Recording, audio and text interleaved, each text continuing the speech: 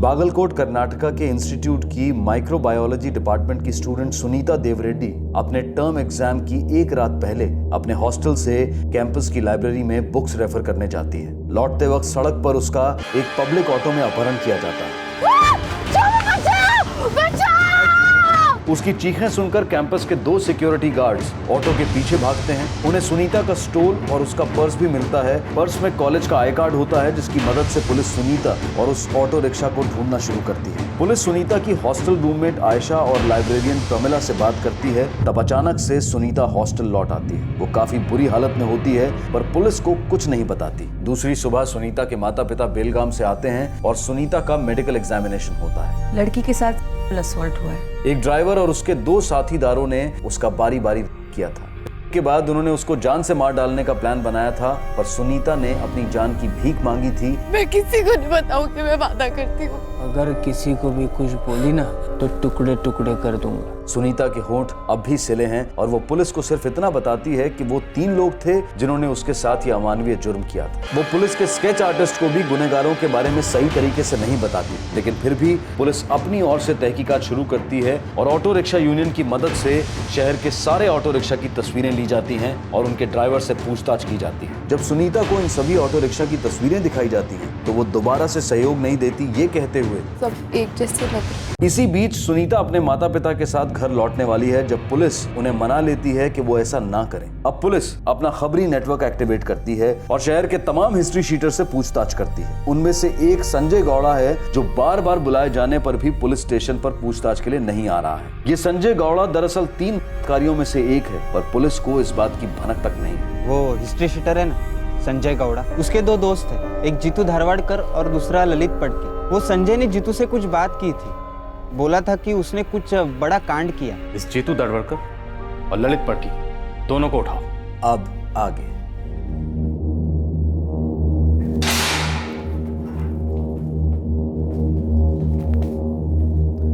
तो तुम लोग बता रहे थे कि तुम्हारे दोस्त संजय गौड़ा को बुरा लग रहा था। क्यों बुरा लग रहा था उसे? सब उसने जो किया वो उस बात का उसे बहुत बुरा लग रहा था। सब वो बहुत पछता भी रहा था। क्या किया था उसने? क्यों पछता रहा था वो? क्योंकि उसने एक लड़की को ऑटो में उठाया और 2 लोगों के साथ मिलकर किया। हाँ साहब। ए संजय, क्या है बे? इतना टेंशन में क्यों है तू? वो पुलिस स्टेशन से फोन आया था, बुला रहे हैं। मैं जा नहीं रहा हूँ। अबे तुझे क्यों बुला रहा है बे? तू जा क्यों नहीं रहा है? वो जिन जिन का पुलिस रिकॉर्ड है उन सबको बुला रहे हैं।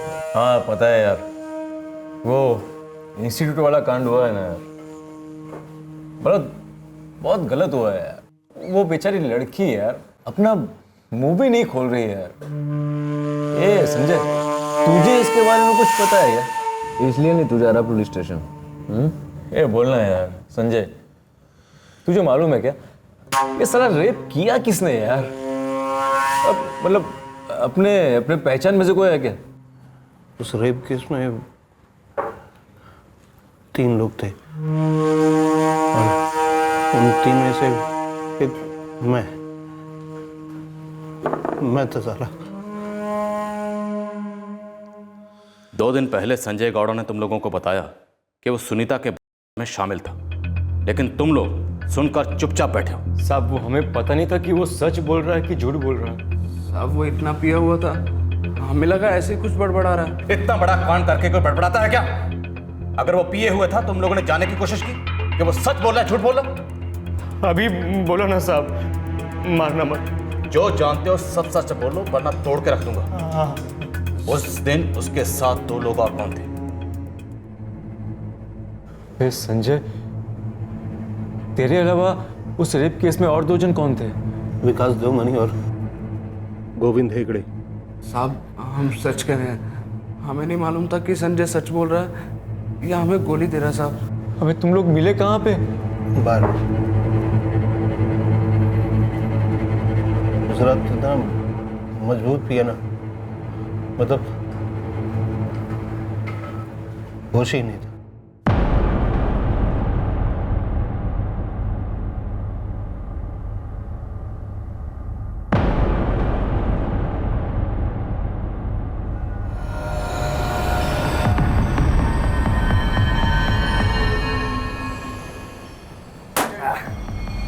ये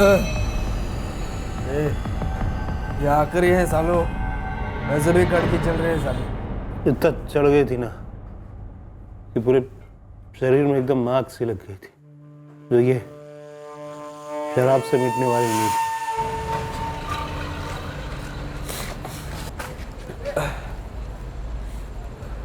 अरे बाप रे यार, दो दिख रहा है। गाड़ी चला लेगा ना? वह गाड़ी क्या, वह घोड़ी भी चला लूंगा। वैसे बुरा नहीं, और इस टाइम में अगर कोई लड़की मिल जाए ना तो नशे का मजा एकदम डबल। मेरे पास तो रोकड़ा है नहीं, वरना ने विकास के नाम तो उधार दिया। हीरा भाई की लड़कियां उसके नाम पे हीरा भाई उधार नहीं देंगी। बस सालों, तुम लोग की ना ये लड़की लड़की की बात छेड़नी नहीं, अब तो तलब लग गई। तेरा इरादा क्या है बे? काम कर, वो एक राउंड में इंस्टीट्यूट में चल के देखते हैं, क्या पता मुकद्दर में कोई कॉलेज की एकदम मस्त लड़की मिल जाए।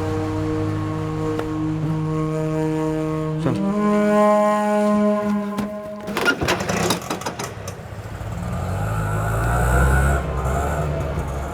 क्या कर दिया हमने, क्या कर दिया? वो लड़की बहुत मासूम थी, साला ऐसा लग रहा था शरीर के अंदर कोई जानवर घुस गया हो। कोई होश नहीं, कोई समझ नहीं, बस एक के बाद एक के बाद एक। उस लड़की का चेहरा याद आता है ना तो ऐसा लगता है अपना चेहरा कहाँ छुपा दूं। मैं तुम लोगों को क्या क्या हाथ जोड़ती हूँ, मुझे जाने दो। हम लोगों ने यार बहुत गलत काम कर दिया, एक लड़की की जिंदगी बर्बाद कर दी। संजय गौड़ा ने तुम लोगों को इतना सब कुछ बताया, तुम लोगों को लगा कि वो सिर्फ नशे में बड़बड़ा रहा है। संजय गौड़ा कहाँ है? वो मैंगलोर में नहीं है, इतना हम जानते हैं। उसके फोन की लोकेशन से हमें इतना तो पता है कि वो मैसूर में है। मैसूर में कहाँ है वो? बच्चों की कसम मुझे कुछ नहीं मालूम साहब। सब उसका कल रात को फोन आया था, मैंने उसे बोला था कि पुलिस के सामने पेश हो जाए। नहीं यार, मैं पुलिस के पास नहीं जाऊंगा, मुझे बहुत डर लग रहा है। गैंग किया है तूने इतना बड़ा जुर्म, कभी किसी को पता चला और कभी पब्लिक के हाथ लग गया तो टुकड़े टुकड़े कर देंगे तेरे। जेल ही तेरे लिए महफूज जगह है संजय, मेरी बात मान। उसके बाद उसने फोन बंद ही रखा है, पता नहीं कहाँ है, क्या कर रहा है साहब मैंने भी उससे फ़ोन कर मनाना चाहा था, लेकिन उसका फ़ोन बंद आ रहा है। और अगर हमारा कुछ गलत करने का इरादा होता या हम उसे बचाना चाहते तो आपके खबरी राजू के सामने हम मुंह क्यों खोलते साहब? सर, संजय गौड़ा का फोन स्विच ऑन हो गया, लोकेशन बागलकोट दिखा रहा है। अपने दोस्त से बात करोगे?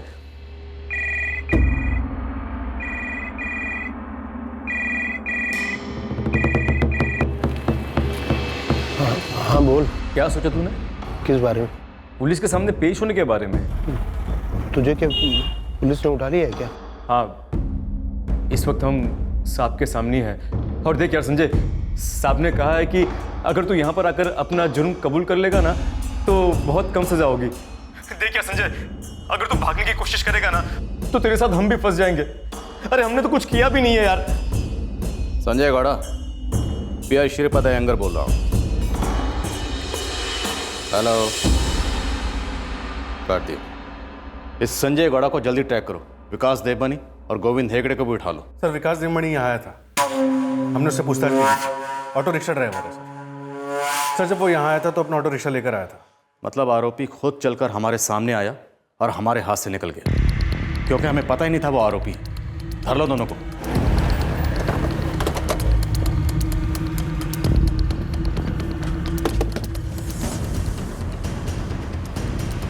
जी, विकास देवमणि घर पे। विकास चलो।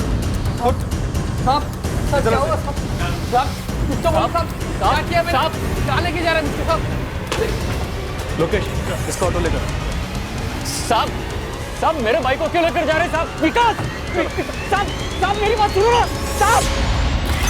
सर, ऑटो ड्राइवर विकास देवमणि कस्टडी में है। संजय गौड़ा का फोन अभी भी स्विच ऑफ जा रहा है, लेकिन हमने उसे ट्रैकिंग पे डाल रखा है। पर सर, गोविंद के घर का एड्रेस नहीं है हमारे पास।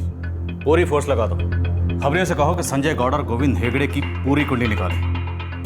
अब इस केस को क्लोज करने का वक्त करीब आ गया, बस थोड़ी कसर बाकी है।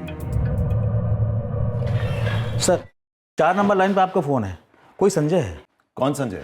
पता नहीं सर, करा गुनाह किया है, कबूल करना है। हेलो, डीआईजी प्रताप शेट्टी बोल रहा हूँ। साहब, मैं संजय गौड़ा बोल रहा हूँ। साहब, मैंने बहुत गंदा जुर्म किया, लेकिन साहब मैंने जानबूझकर नहीं किया। साहब, मैं बहुत नशे में था। तुम इंस्टीट्यूट में शामिल थे? हाँ साहब, लेकिन मैंने जानबूझकर नहीं किया है। तुम पहले सरेंडर करो, अपना जुर्म कबूल करो, फिर हम देखेंगे हम क्या कर सकते हैं। सर, संजय गौड़ा का फोन स्विच ऑन हो गया। लोकेशन मेहताब नगर बस्ती। जीतू बता रहा था वो वहीं रहता है और उसे उसके घर का एड्रेस भी पता है। गुड। तुम जरा इस विकास देवमणि को क्रैक करो, मैं संजय गौड़ा को घोड़ा बनाकर घसीट के लाता हूँ। संजय, मैंने तुम्हारा कन्फेशन सुन तो लिया, लेकिन तुम्हें पहले सरेंडर करना होगा। तुम्हारे पास और कोई चारा नहीं है। नहीं साहब, मुझे जेल नहीं। तुमने एक लड़की की जिंदगी बर्बाद की है। मैं उस लड़की की जिंदगी वापस तो नहीं कर सकता, लेकिन साहब मुझे अपनी जिंदगी भी नहीं चाहिए साहब। मुझे तो बस पुलिस के सामने कबूल करना था। इसलिए साहब मैंने आपको फोन किया। मैं पुलिस स्टेशन नहीं जाऊंगा साहब, इस दुनिया में रहने के लायक नहीं। मुझे नहीं जीना साहब, नहीं जीना है साहब।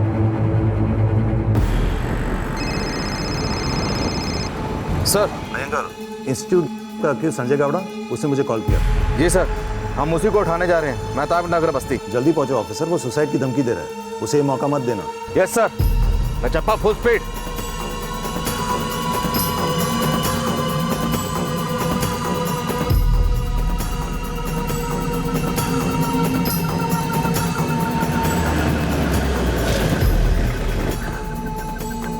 यहाँ पे रहता है।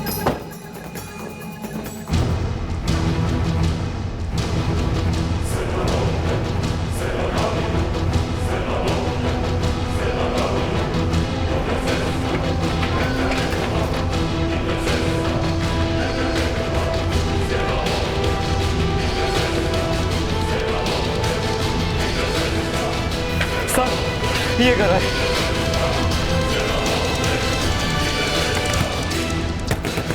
संजय, दरवाजा खोलो।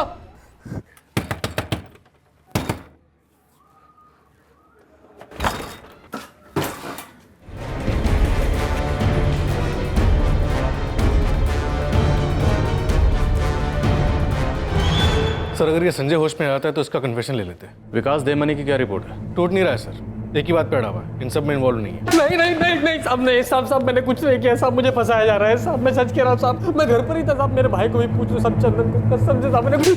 उसका ऑटो रिक्शा कस्टडी में ले लिया सर। सर, अब तो सुनीता को अपना मुंह खोलना ही पड़ेगा, उसकी खामोशी में बहुत भारी पड़ सकती है। हेलो सही, तीसरा आरोपी गोविंद हेगड़े ट्रेस हुआ है सर। कहाँ? सब मालती नगर में, लेकिन एक प्रॉब्लम है सर। कैसी प्रॉब्लम? सर, उसने अपने एक दोस्त असलम को फोन किया और असलम ने हमें फोन करके बताया है कि सर गोविंद हेगड़े सुसाइड करने जा रहा है। क्या? नहीं रे असलम, मैं पुलिस के सामने नहीं जाऊंगा। तू उनको बोल दे कि मैं उन्हें जिंदा नहीं मिलूंगा। अबे गोविंद, क्या पागलों जैसी बात कर रहा है तू? देख, मैं तेरी मदद कर सकता हूँ। तू बस मेरी एक सहायता कर दे, तू पुलिस को मेरा संदेशा दे दे यार, नहीं जीना यार। कोई मालती नगर पहुंचा या नहीं? गोविंद हेगड़े के घर। सर, हम लोग रास्ते पर ही है, उसका दोस्त असलम हमारे साथ है, 5 मिनट में पहुंच रहे सर। हम भी पहुंच रहे हैं। अरविंद को एड्रेस मैसेज करो।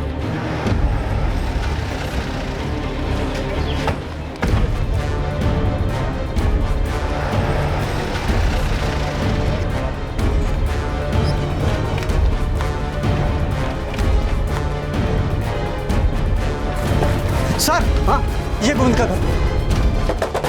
गोविंद दरवाजा खोलो। सर, गोविंद दरवाजा नहीं खोल रहा है।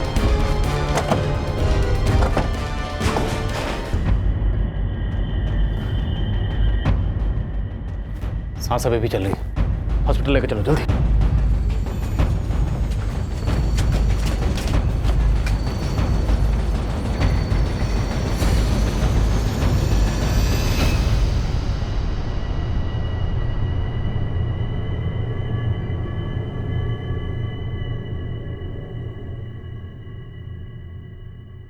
सुनीता, ये तीनों इस वक्त हमारी हिरासत में है। वो पहला है संजय गौड़ा और दूसरा गोविंद हेगड़े। इन दोनों ने सुसाइड करने की कोशिश की थी, लेकिन हमने इन्हें बचा लिया क्योंकि हम नहीं चाहते थे कि इन्हें इतनी आसान मौत मिले। हम चाहते हैं इन्हें दर्द हो, तकलीफ हो, जिंदगी भर इस चीज़ का एहसास हो कि इन्होंने जो किया था कितना गलत था, कितना भयानक था। लेकिन इन्हें सज़ा दिलाने के लिए अब आपको बोलना ही होगा। हाँ बेटे, दे दो अपना स्टेटमेंट। बता दो बेटी, सब कुछ बता दो।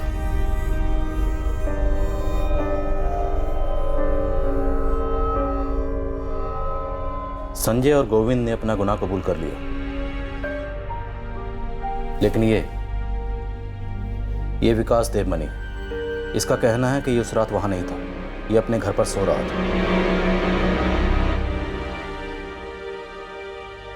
आप लोग मुझे यहां पर ऐसे नहीं रख सकते।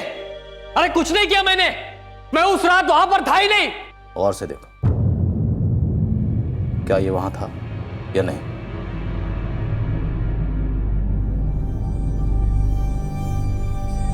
नहीं तो इन तीनों के साथ साथ हमने उस रिक्शा को भी कस्टडी में ले लिया है जिसमें वो आपको उठाकर ले गए थे। बस अब एक बार, सिर्फ एक बार इन तीनों को आइडेंटिफाई कर लीजिए और उस रिक्शा को आइडेंटिफाई कर लीजिए। फिर हम चार्जशीट फाइल करेंगे, मुकदमा चलाएंगे और ये तीनों जिंदगी भर जेल में सड़ेंगे।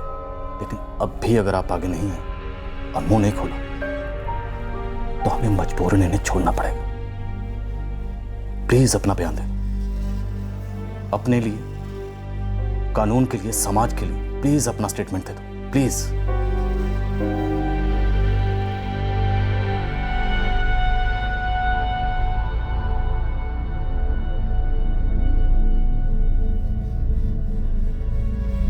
सुनीता बेटे, ये एक मौका है जब तुम अपने गुनहगारों को सजा दिला सकती हो। पप्पा, वो लोग अपनी सजा काट कर मुझे ढूंढ कर मार डालेंगे। नहीं बेटा, ऐसा कुछ भी नहीं होगा। लेकिन अगर तूने अभी हिम्मत नहीं की ना तो वो आज ही छूट जाएंगे। उसके बाद वो कुछ भी कर सकते हैं। चल सुनीता, उठ जा, दे दे अपना स्टेटमेंट। अब उनकी बारी है डरने की, उनकी बारी है कांपने की।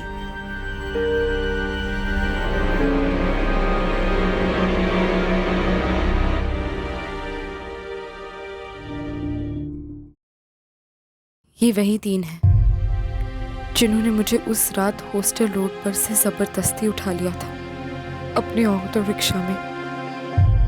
गोविंद हेगड़े नाम का जो आदमी है, उसने मेरा स्टोल ऑटो के बाहर फेंक दिया था और उसी ने मेरा पर्स बाहर फेंका था। संजय ने मुझे ऑटो के अंदर पहले किया और दूसरे जो हैं विकास देवमणि और गोविंद हेगड़े, उन्होंने मुझे ऑटो के बाहर लाकर किया। तीनों ने दो बार मेरा किया। विकास ने सबसे पहले मुझे धमकाया था स्पैनर के साथ और मुझे जब रोड पर छोड़ दिया तब संजय ने मुझे धमकी दी थी।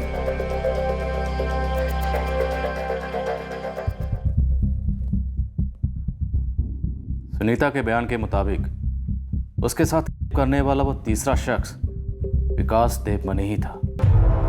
लेकिन सर, विकास तो अड़के बैठा है कि वो शामिल नहीं था। लेकिन ये तो पक्का है सर, उसके ऑटो रिक्शा का इस्तेमाल हुआ है। सब सुनीता ने अपने बयान में विकास के ऑटो रिक्शा के अंदर की एक एक डिटेल दी है।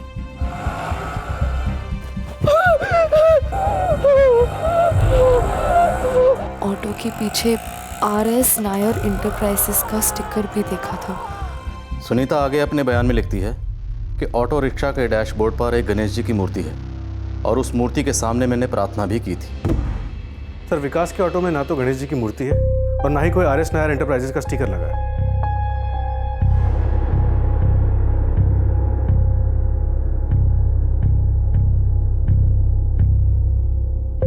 अरविंद, ये मूर्ति और स्टिकर तो आराम से चेंज किए जा सकते हैं। हाँ, लेकिन विकास मान नहीं रहा है सर, और बार बार एक ही बात कह रहा है कि वो उस रात घर पर ही था। हमारे पास सुनीता की स्टेटमेंट है, उसकी मेडिकल रिपोर्ट है। 3 आरोपियों में से 2 के बयान है, संजय और गोविंद के।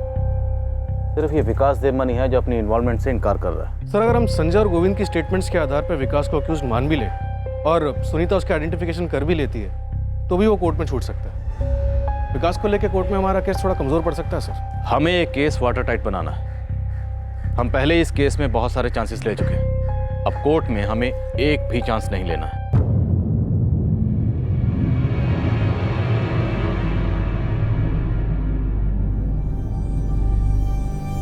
आओ सुनीता, चलो।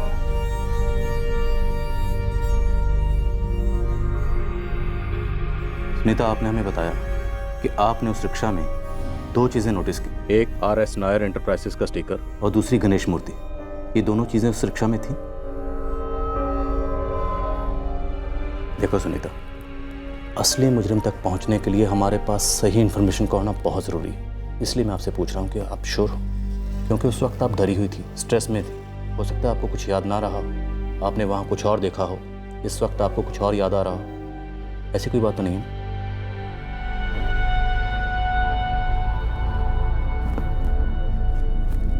इन दोनों फोटो को ध्यान से देखो। क्या ये थी? नहीं सर, ये नहीं थे। मुझे बहुत डर लग रहा है अम्मा, मुझे ये सब देख कर वो रात याद आ रही है। Okay, relax. हम आपको और स्ट्रेस नहीं करेंगे, कुछ नहीं पूछेंगे आपसे। रिलैक्स। अरविंद, विद्या, अब हमें इस केस को अपने पुलिस स्टेशन का, अपने करियर का सबसे मजबूत और वाटर टाइट केस बनाना है। इसलिए हम एक भी सुराग नहीं छोड़ेंगे। किसी भी बयान या सबूत में शक की कोई गुंजाइश नहीं रहनी चाहिए। इन तीनों आरोपियों की 20 नवंबर की रात से लेकर आज 29 नवंबर तक मुझे हर घंटे की रिपोर्ट चाहिए। उनकी एक भी मूवमेंट, एक भी हरकत मिस नहीं होनी चाहिए, क्योंकि अब इस केस में छोटी सी छोटी डिटेल भी बहुत मायने रखती है। Am I clear? सर साहब, उस दिन भी मैं आपसे यही कहना चाह रहा था। उस रात को मेरा भाई यहाँ घर पर ही था। शाम 8 बजे हम दोनों ने साथ में खाना खाया और फिर उसके बाद वो घर से बाहर गया ही नहीं। अगर तुम्हें ऐसा लग रहा है तुम अपने भाई को बचाकर बहुत महान काम कर रहे हो, तो इतना याद रखना, उन तीनों को तो सजा होकर ही रहेगी और तुम पर पुलिस को गुमराह करने के और सबूत मिटाने के चार्जेस लगाए जाएंगे। याद रखना। चलो।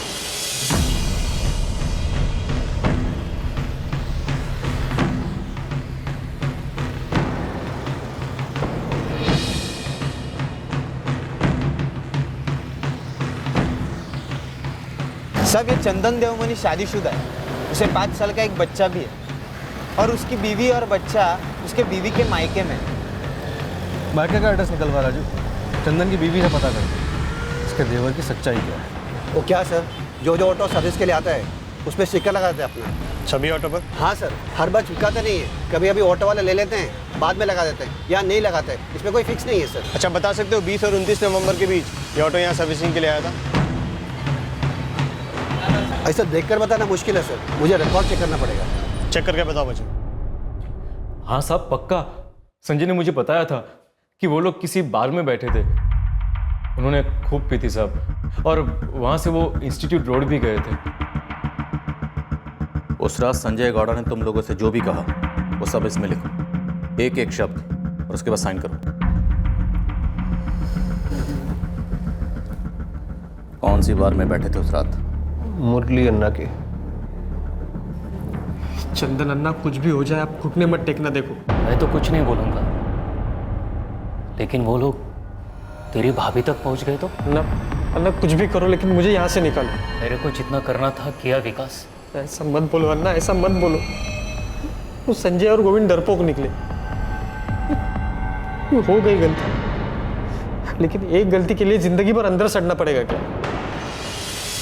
हाँ मैडम, पिछले 1 हफ्ते में मैंने ऐसी मूर्ति एक ही बेची थी। आपको कैसे याद है कि एक ही मूर्ति बिकी? ये देखिए मैडम, ये इसलिए मुझे याद है, पिछले हफ्ते मैंने ऐसे एक ही पीस बेची थी। फिर तो आपको कस्टमर भी याद होंगे, इसने खरीदी थी? कोई औरत थी, चंदन देवमनी की पत्नी, विकास की भाभी। ये औरत विकास की सबसे करीबी। उठा लाओ इसे। हाँ सर, राजू खबरी विकास की भाभी के मायके का नंबर निकलवा रहा है, मिल जाएगा सर। साहब मैं इन तीनों को अच्छे से पहचानता हूँ, मैंने पढ़ा भी इन तीनों ने क्या किया। तुम्हें गवाही देनी होगी। 20 नवंबर की रात को ये तीनों यहाँ पे बैठ के दारू पी रहे थे। पक्का दूंगा साहब, इन तीनों ने काम इतना गंदा किया है। और एक बात है साहब। क्या? ये विकास है ना, ऑटो ड्राइवर, ये यहाँ पे एकदम रेगुलर है, हफ्ते में 2-3 बार पक्का बैठता है। पिछली बार जब उसके पास पैसे नहीं थे तो मैंने उसे उधारी दी। अरे अन्ना, आज थोड़ा रोकड़ा कम है, बाद में देते। हाँ बाद में देते। ठीक है, ला इधर, लेकिन अगली बार पक्का देना। हाँ पक्का अन्ना, पक्का देगा। थैंक यू अन्ना। उसके बाद वो वापस आया नहीं। ये उस दिन का बिल है मेरे पास। जैसे पक्षी एक एक तिनका, एक एक पत्ता इकट्ठा करते हुए अपना घोंसला बनाते हैं, वैसे ही पुलिस भी छोटे से छोटे सुराग और सबूत को इकट्ठा करते हुए अपने केस का ऐसा घोंसला तैयार कर रही थी जो किले जितना मजबूत हो। जब ये केस शुरू हुआ था तब पुलिस के हाथ में कुछ भी नहीं था, पीड़ित की शिकायत तक नहीं थी, और अब यह केस कोर्ट में पेश होने लायक तैयार होता जा रहा था। एक मजबूत वाटर टाइट केस। अरविंद, विद्या, लोकेश, कांग्रेचुलेशंस। हमने इस केस के ताबूत की हर कील एकदम सही ठोक दी। बस सिर्फ दफनाना बाकी।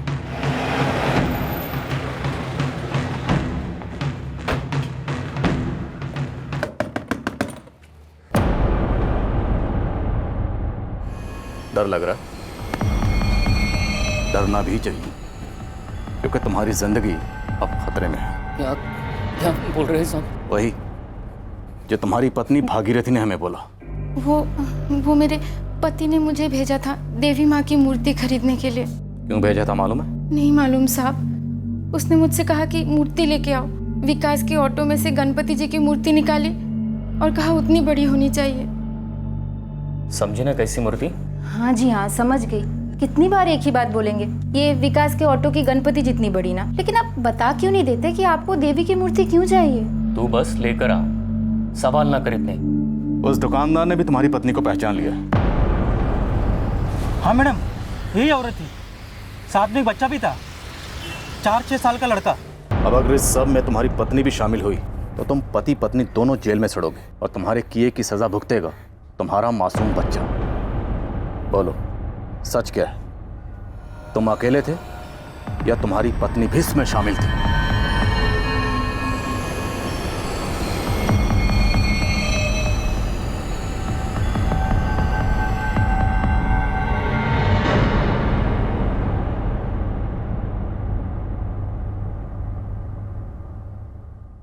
सर मेरी पत्नी भागीरथी बेगुनाह है सर, उसे कुछ मालूम नहीं था। पर हमें सब मालूम है। हमें मालूम है कि कौन गुनहगार है कौन नहीं। हमें यह भी पता है कि तुम अपने भाई के जुर्म में कैसे शामिल हो, कैसे तुमने अपने भाई के जुर्म पर पर्दा डाला। हम जानते हैं विकास ने तुम्हें सब कुछ बताया था या नहीं? हाँ बताया था। कब? उस रात जिस रात वो कांड करके आया था? जी नहीं, आप लोगों ने हर ऑटो वाले को यहाँ थाने बुलाया था, तब विकास डर के मारे थर-थर कांप रहा था। उसने सीधे उसके दोस्त संजय को फोन लगाया। अबे संजय, लड़की ने मुंह नहीं खोला तो क्या हुआ? पुलिस ने शहर के सारे ऑटो वालों को बुलवाया है। तू समझ रहा है कुछ? यार विकास, अब हमें कैसे मालूम कि उस लड़की ने हम लोग के बारे में बताया है या नहीं? और अगर बताया होगा ना तो हम तीनों के बारे में बताया होगा, और तेरे ऑटो का पूरा हुलिया भी बताया होगा। मर गए यार, मर गए। अब क्या करें? बहुत बड़ी गलती हो गई यार, पछतावा हो रहा है। पछतावे की छोड़, अब क्या करना है ये बता। मैं अपने परशुराम अन्ना से बात करता हूँ। तुम तीनों ने ये सोच भी कैसे लिया कि तुम बच के निकल जाओगे? अन्ना, हमने उस लड़की को धमकी दी थी कि अगर उसने अपना मुंह खोला तो हम उसे मार डालेंगे, लेकिन उसने बोल दिया अन्ना, कुछ करो ना अन्ना, बचा लो ना। आइंदा से ऐसी गलती कभी नहीं होगी, और पहले भी कभी ऐसा हुआ नहीं अन्ना। अगर पुलिस ने विकास की उस ऑटो की तलाशी ले ली तो तुम तीनों अंदर गए समझो। तो अन्ना अब क्या कर सकते हैं अन्ना? अपना ये आंसू बचा के रख, आगे काम आएगा। उस गोविंद को फोन करो, चल।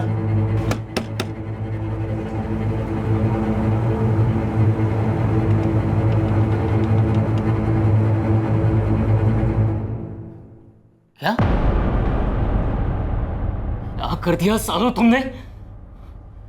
हम लोग ऐसे लोग हैं क्या? हाँ? तुम तीनों ने कैसे कर दिया? विकास विकास चंदन चंदन, मारने के लिए बहुत टाइम मिल जाएगा। पहले ये फैसला करना है कि इन लोगों को बचाना है या नहीं। अरे सजा तो मतलब फांसी वांसी भी हो सकती है ना? वो नहीं पता, लेकिन ये लोग लंबा जाएंगे। क्या करे अब परशुराम, क्या करे?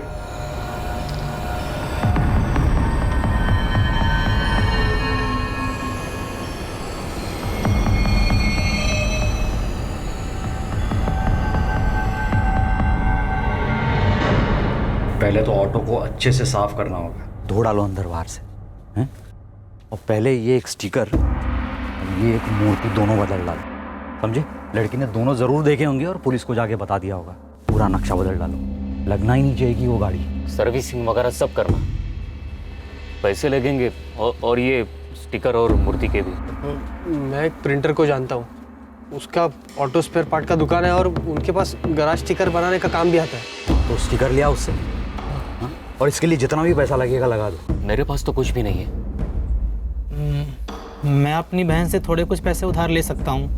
2,500 किस लिए? अक्का, वो नौकरी के लिए ना म्यूनसिपैलिटी में अर्जी दी है, तो वहाँ का साहब बोला 2,500 देगा तो नौकरी मिल जाएगी। गोविंद, 200-250 होते तो मैं दे देती, 2,500 तो बहुत है। अक्का कुछ करो ना, बहुत ज़रूरी है, आज ही चाहिए। गोविंद ने अपनी अक्का से 2,500 निकलवा लिए सर। फिर मैं मूर्ति लेने जा रहा था, तब संजय के बड़े भाई परशुराम ने मुझे रोक लिया। कहाँ जा रहे हो? वो मूर्ति लेने। तुम दोनों नहीं जाओगे? आप दोनों जाओगे? कैसे बच्चों वाली बात करता है चंदन।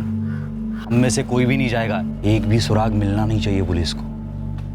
हम किसी और को भेजते हैं। भागीरथी भाभी को भेजें? हाँ, ये हो सकता है। औरत जाएगी तो किसी को कोई शक भी नहीं होगा और सारा मामला धीरे धीरे दब जाएगा। मेरी पत्नी भागीरथी मासूम है सर, उसे कुछ भी मालूम नहीं था। उसने बस वो मूर्ति मेरे कहने पर खरीदी। तुम सबके सब दोषी हो, सबके सब। तुम लोगों ने जैसा संगीन अपराध करने वाले 3 लोगों को ना सिर्फ बचाने की कोशिश की, बल्कि उनके जुर्म पर पर्दा डाला, पुलिस को गुमराह किया और सबूत मिटाने की कोशिश की। परशुराम गौड़ा, गोविंद की बहन हेमा, मुझे सबके स्टेटमेंट चाहिए, सारे के सारे डिटेल्स चाहिए सर। कहा था मैंने चंदन, मुजरिम को बचाना भी बहुत बड़ा जुर्म होता है। तुम तो गए।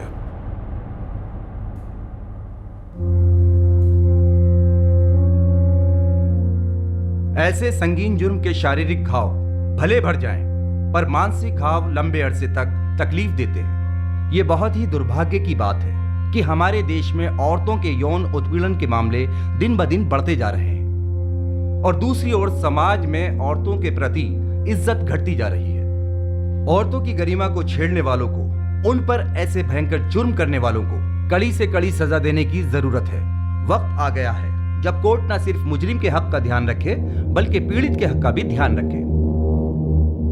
संजय गौड़ा, गोविंद हेगड़े और विकास देवमनी को आईपीसी की धारा 366 किडनैपिंग करने के लिए, धारा 376 डी सामूहिक करने के लिए, धारा 506 आपराधिक धमकी देने के लिए और धारा 34 ये सारे जुर्म एक ही मकसद से करने के लिए दोषी पाया गया। तीनों आरोपियों को आजीवन सश्रम कारावास की सजा सुनाई गई। हर एक आरोपी को 1 लाख रुपए जुर्माना भरने की सजा भी सुनाई गई। कोर्ट ने जुर्माने की रकम पीड़ित को मुआवजे के तौर पर दिए जाने का आदेश दिया। संजय गौड़ा के भाई परशुराम गौड़ा और विकास देवमनी के भाई चंदन देवमनी को आईपीसी की धारा 201 के तहत सबूत मिटाने के जुर्म में दोषी पाया गया। इन दोनों आरोपियों को 3 साल की सजा और साथ ही में हर एक को 5,000 का जुर्माना भरने की सजा सुनाई गई। सर, ऐसा नहीं है कि मैं बताना नहीं चाहती थी, लेकिन उनकी धमकी ने मानो मुझे पैरालाइज कर दिया हो। हम समझते हैं सुनीता, हम आपको दोषी नहीं ठहरा रहे। वो सिचुएशन ही ऐसी थी। आपकी जगह किसी भी बच्ची के साथ ऐसा हुआ होता तो शायद वो भी ऐसा ही करती। वो हादसा था ही इतना भयानक। सर, मैं जानती हूँ मेरी खामोशी के कारण आपको क्या क्या करना पड़ा, लेकिन मैं उस डर के चंगुल से निकल ही नहीं पा रही थी। उस रात वो मुझे मार डालने वाले थे, या शायद मार भी देते। खुदा ना खास्ता उन्होंने ऐसा किया होता तो वो दुनिया के किसी भी कोने में छुपे होते, तब भी हम उन्हें ढूंढ निकालते। तब उन्हें उम्र कैद नहीं, फांसी की सजा होती। सुनीता, जुर्म चाहे सोच समझ के किया जाए या एक पल के जोश में, पकड़े सभी जाते हैं। बस जरूरी सिर्फ इतना है कि विक्टिम उस जुर्म के डर में, उस जुर्म की याद में पकड़ा जकड़ा ना रहे।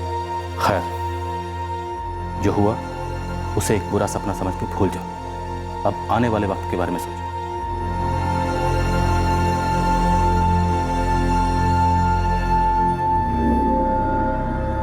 सुनीता देव रेड्डी के लिए इंस्टीट्यूशन ने दोबारा एग्जाम्स ऑर्गेनाइज किए। उसे अच्छे मार्क्स मिले और अब वो अपनी जिंदगी में सेटल हो चुकी है। और इस केस के सारे मुजरिम इस वक्त जेल में अपने किए की सजा काट रहे हैं। इस केस में एक और विषय उठा था, जब मुजरिमों ने पश्चाताप होने का दावा किया और जैसे अमानवीय जुर्म को शराब के नशे के जिम्मे डाल दिया। हमने पहले भी ये बात रखी है और दोबारा रख रहे हैं कि नशा इंसान के रिफ्लेक्सेस बदल सकता है, उसके मूल चरित्र को नहीं। के लिए को जिम्मेदार ठहराना वही वाली बात हो जाती है जहां एटम बॉम्ब के लिए विज्ञान को जिम्मेदार ठहराया जाए। इसी विचार के साथ हम आपसे विदा लेते हैं। तब तक सतर्क रहें, सुरक्षित रहें और देखते रहें क्राइम पेट्रोल सतर्क। सबक एक को, सीख हम सबको। जय हिंद।